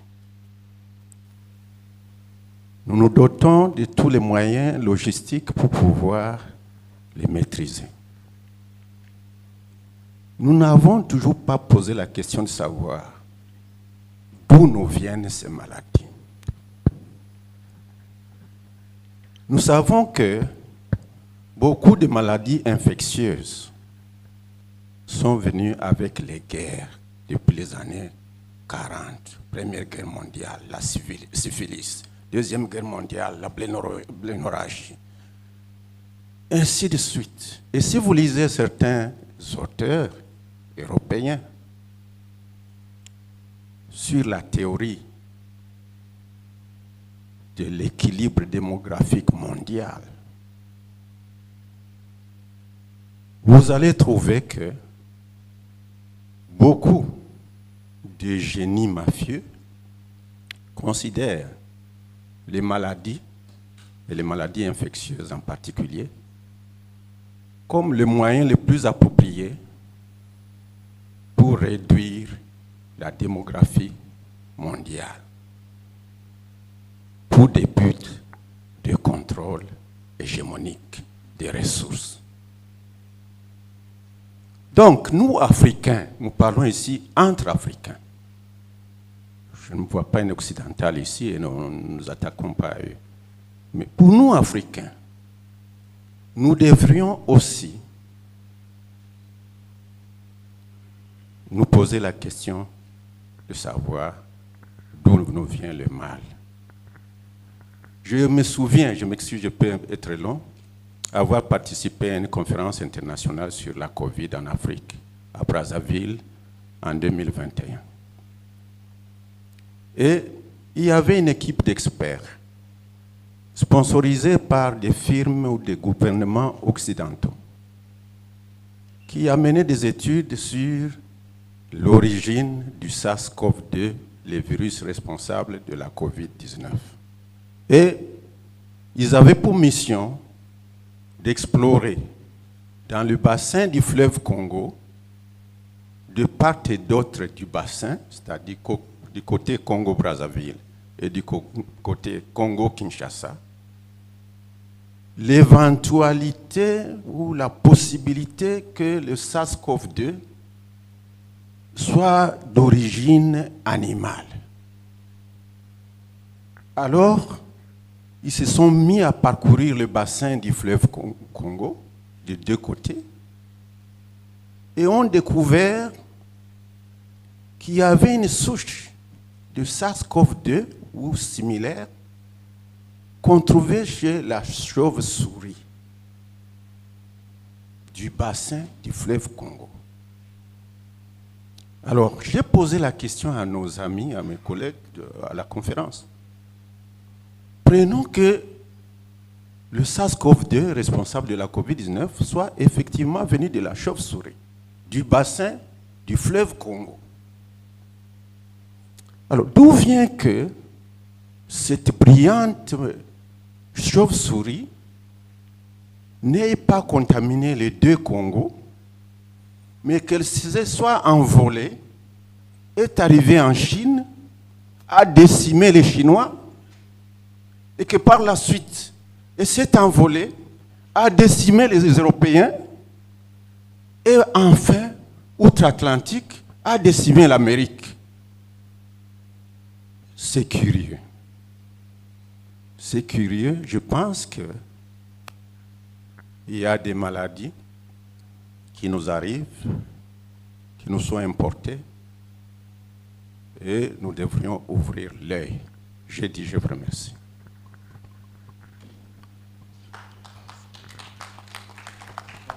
S'il vous plaît, je voudrais juste I faire un don't know whether commentaire. Professor Msinzo, do you want to go first?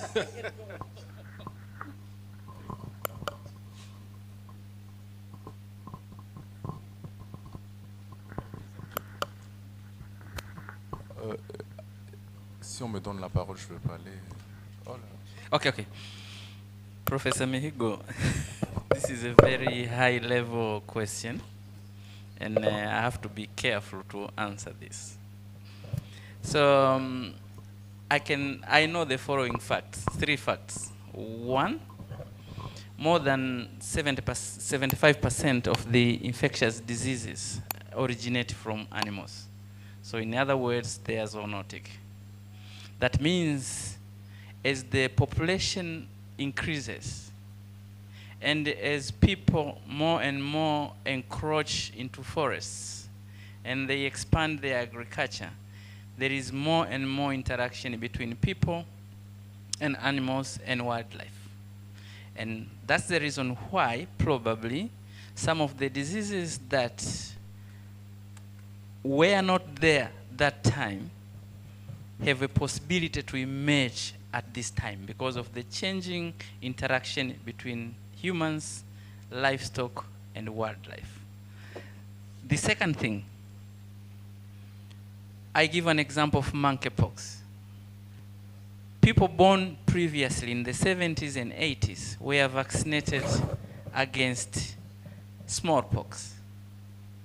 And smallpox vaccines are believed to cross-protect. Actually, they are the same vaccines that are used against monkeypox. So because smallpox was eradicated and vaccination against smallpox stopped, that means you have a decrease in the immunity in the population against monkeypox, and that's the reason why now we have an emergence of monkeypox. So it's not something that is cooked, but just a natural phenomenon. The third thing, our lifestyle is changing. People are drinking a lot of high energy drinks. They are getting obesity at a young age. Their immunity because of other infectious diseases like HIV is decreasing. That means because of the decreased immunity, there is high chance that the same population, if it were previously exposed, it was, long time ago, if they were exposed to same viruses, they would protect themselves. But now because of the waning immunity and decreased immunity, same viruses, if people encounter them at this time, there is high chance that they contract such a disease. So this theory that there is something being planted to wipe up the population has been there for a long time, but you should also understand that there is big effort to increase the vaccination coverage and increase the number of vaccines to protect against the African population against a number of diseases. And this increases the lifespan of the general population. Lastly, a message of assurance to you. Be it COVID-19, be it a new virus that will come, there is no virus that is going to wipe the human population. Take an example of the Serengeti, where the wildlife, there are millions of wildlife, they are never treated, there is no intervention, and viruses emerge now and then. So the weakest go, the strongest survive. So don't be the first to go. That's the message. So don't get scared, enjoy living, be happy, don't overthink. Thank you, Professor Mihigo.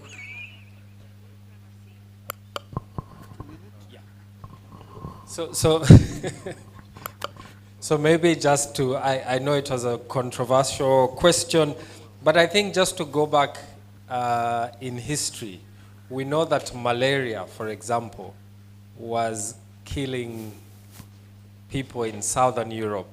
It was also killing people in Washington that we know today. But they invested in getting rid of the disease. They invested in eliminating malaria. So that's just one example. We are struggling in Africa to eliminate malaria. But the question is, do we have, I think there are different aspects of elimination. Before you reach elimination, I think you must have a population that is educated. You must have a population that understands why mosquito nets are important to use. In Uganda, I will tell you there are some places where people are given mosquito nets, but instead they choose to use them for fishing, or they choose to use them, for as to just cover the windows or something like that.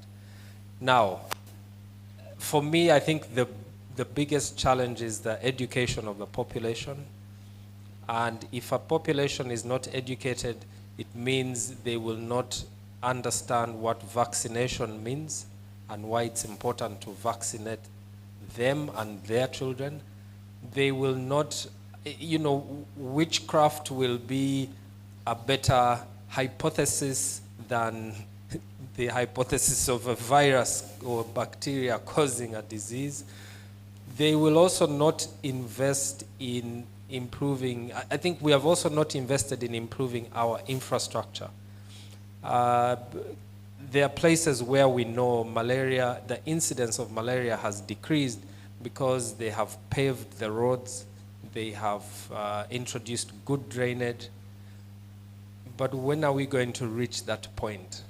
I keep saying that the reason we have a lot of disease in Africa is also partly because maybe we don't value our lives enough.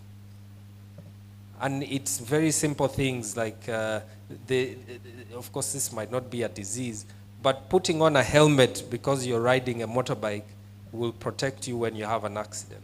That's the vaccination against head injury, but we don't, right? And I think until we begin to value our lives at a personal level and then community level, national level, that will influence how much we invest in all the things we've been talking about. So we need more Ortarchi chairs, we need more. Somebody talked about implementation, not just publishing the papers, but making sure that we educate ourselves enough to begin to value our lives. Thank you.